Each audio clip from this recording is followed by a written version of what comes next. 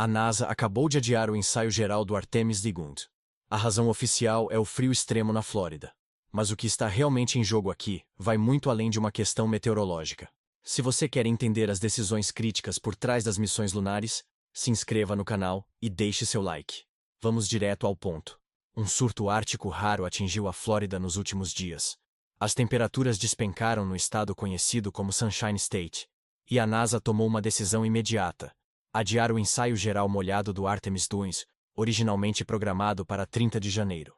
A nova janela de lançamento foi transferida para no máximo 2 de fevereiro. Nos últimos dias, engenheiros monitoraram de perto cada mudança climática. Eles avaliaram as capacidades do hardware em relação à previsão meteorológica. E a conclusão foi clara: o risco não justificava seguir com o cronograma original. Aqui está o que muitos não percebem. Quando a NASA fala em avaliar capacidades do hardware em condições extremas, ela está falando de componentes que operam dentro de margens de segurança muito específicas. Propulsores, vedações, sistemas de combustível líquido. Todos esses elementos foram projetados para funcionar em determinadas faixas de temperatura. E o frio extremo não é apenas um detalhe técnico. É uma variável que pode comprometer toda a missão.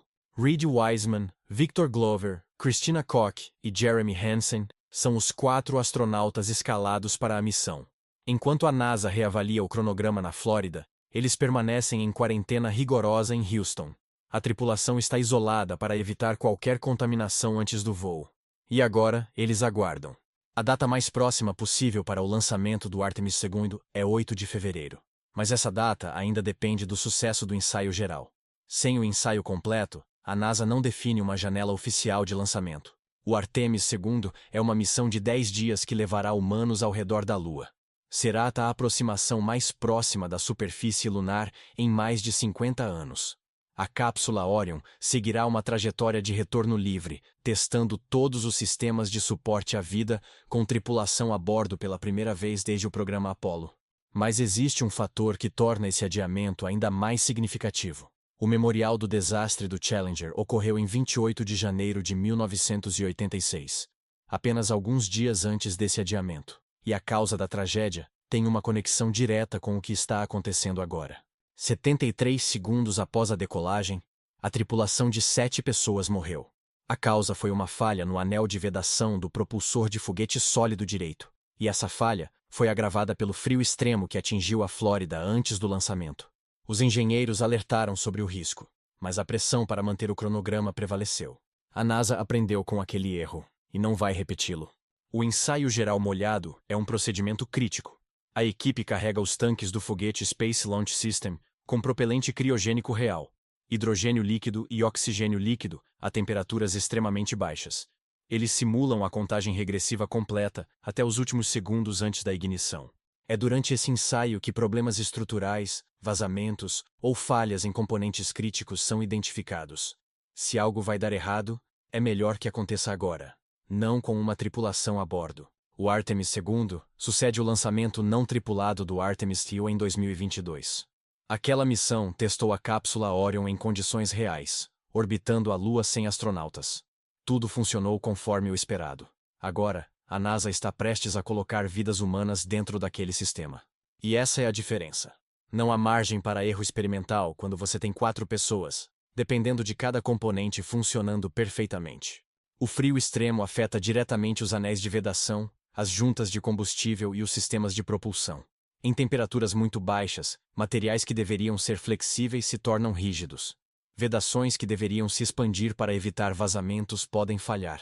E quando isso acontece durante um lançamento, as consequências são catastróficas. Esse não é um risco teórico, é um risco documentado. E a NASA possui dados extensos sobre como o frio compromete a integridade estrutural de componentes aeroespaciais. Os anéis de vedação do Challenger falharam a menos 0,6 graus Celsius. A temperatura na manhã daquele lançamento estava bem abaixo do limite recomendado pelos engenheiros. E aqui está o que torna essa decisão ainda mais crítica. O Space Launch System é o foguete mais poderoso já construído pela NASA. Ele gera 39,1 meganewtons de empuxo na decolagem. Qualquer falha em um componente sob essa pressão não resulta em um pouso de emergência. Resulta em destruição total. A tripulação do Artemis II não tem opção de ejeção durante os primeiros estágios do voo. Uma vez que o foguete acende, Eles estão comprometidos com a trajetória. O sistema de escape de lançamento pode separá-los do foguete em caso de falha crítica, mas essa é uma manobra de último recurso. E não há garantia de sobrevivência. Por isso, cada decisão tomada antes do lançamento carrega um peso absoluto. Não existem erros aceitáveis. Não existem falhas toleráveis.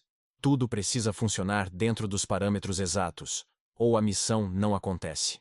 Reed Wiseman é o comandante da missão.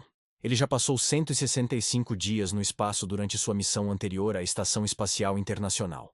Victor Glover foi piloto da missão Crew 1 da SpaceX. Christina Koch detém o recorde de maior voo espacial contínuo por uma mulher, com 328 dias. Jeremy Hansen será o primeiro canadense a orbitar a Lua. Essa é uma tripulação experiente. Eles entendem os riscos. Eles confiam no processo. E eles sabem que a decisão de adiar não é uma falha. É exatamente o tipo de rigor que mantém astronautas vivos. Enquanto isso, o hardware permanece na plataforma de lançamento 39B, no Kennedy Space Center. A mesma plataforma que lançou as missões Apollo à Lua. A mesma plataforma que viu o ônibus espacial decolar dezenas de vezes. E agora, ela aguarda condições seguras para o próximo capítulo da exploração lunar. Os engenheiros continuam realizando verificações em todos os sistemas. Eles estão monitorando sensores de temperatura em componentes críticos. Estão avaliando a integridade estrutural de juntas e vedações. E estão comparando cada leitura com os limites operacionais estabelecidos. A NASA não está apenas esperando o clima melhorar. Está garantindo que quando o ensaio geral acontecer, cada sistema estará dentro das especificações. Porque o ensaio não é apenas uma simulação. É o teste final antes de colocar vidas humanas em risco. E aqui está algo que poucos compreendem. O ensaio geral molhado não é reversível. Uma vez que o propelente criogênico é carregado, o relógio começa a contar. O hidrogênio líquido evapora constantemente. Os sistemas térmicos trabalham para manter as temperaturas corretas. E qualquer desvio nos parâmetros pode significar um aborto do teste. Se o ensaio for abortado, a equipe precisa drenar todo o propelente, reinspecionar os sistemas e recomeçar. Isso adiciona semanas ao cronograma, mas é preferível a arriscar um lançamento com dados incompletos. A pressão para manter cronogramas é real. Existem orçamentos, existem prazos políticos, existem expectativas públicas. Mas a NASA aprendeu que nenhuma dessas pressões justifica comprometer a segurança. O programa Artemis representa o retorno permanente dos Estados Unidos à Lua. Não é apenas uma missão isolada. É o início de uma presença sustentada. O Artemis III pousará humanos na superfície lunar. O Artemis IV estabelecerá a estação Gateway em órbita lunar. E missões subsequentes construirão a infraestrutura para a exploração de longo prazo. Mas nada disso acontece se o Artemis II falhar. Uma tragédia nesta missão não apenas custaria 4 vidas. Ela comprometeria todo o programa. Ela abalaria a confiança pública. E ela atrasaria a exploração lunar por anos, talvez décadas. Por isso, cada decisão importa. Cada verificação importa. E cada atraso, quando justificado, é a escolha certa. A NASA continua monitorando as condições climáticas. A previsão indica que as temperaturas começarão a subir nos próximos dias. E quando as condições estiverem dentro dos parâmetros aceitáveis, o ensaio geral será realizado. Até lá, Reed Wiseman, Victor Glover, Christina Koch e Jeremy Hansen permanecem em quarentena. Eles treinam, eles revisam procedimentos, e eles confiam que quando chegarem à plataforma de lançamento, tudo estará pronto. Porque essa é a diferença entre exploração espacial e aventura imprudente. A diferença está no rigor, está na disciplina. E está na coragem de adiar quando necessário.